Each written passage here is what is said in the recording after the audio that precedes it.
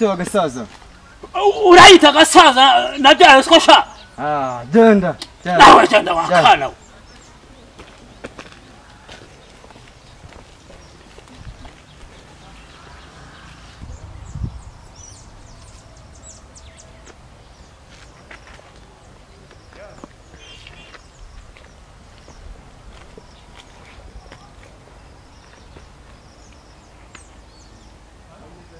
bite myase we kagasaza kaba karakwishyuye amafaranga ra dore rwose ubu turahuye kandi agiye mu rugo ushaka watebuka ukamusanga mu rugo ugahita umureba ukare ko yakwishyura ndamubonye aka kanya rwose banguka tebuka cyane ariko nakwishyura ubanguka uzungurira agacupa okay simbuka rwose uramusangayo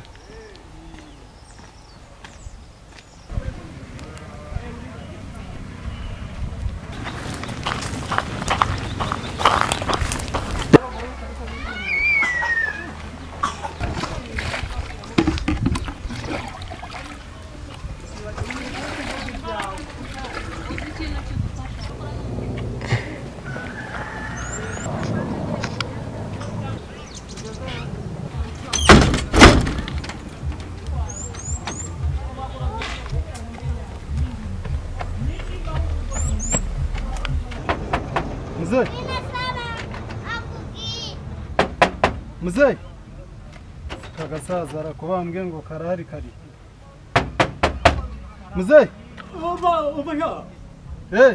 ntabwo marisha no kuvuga ngo mu gitondo saa 10 za mu gitondo nari maze kugera muri baraceri saa 4 nari maze kujya gufasha umukecuru guhinga sha ariko saa 11 nari bavuye ngiye mu itsinda sha ubu ndagaruka mu rugo saa 5 za nijoro none tuvugana ntabwo mari rwose ndakaba kambekuye nose ubwo ndi kuvugana nande ntago ari wowe agasaza ntabwo ari njye mwana wa nukuri kiba ntabwo mari ntugire ngo nawe kambiye amafaranga yawe nzayaguha pe ntabwo ari njye muri kuvugana si mari agasaza ra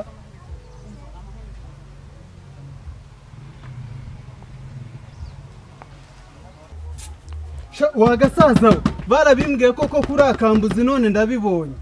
nta soni amafaranga yanjye unyambuye n'ukuntu nkubonye uza wirukanka hano uretse ariko aho tuzahurira nzakwereka ntabwo uzanyira tuzisiba tuzaba aba babiri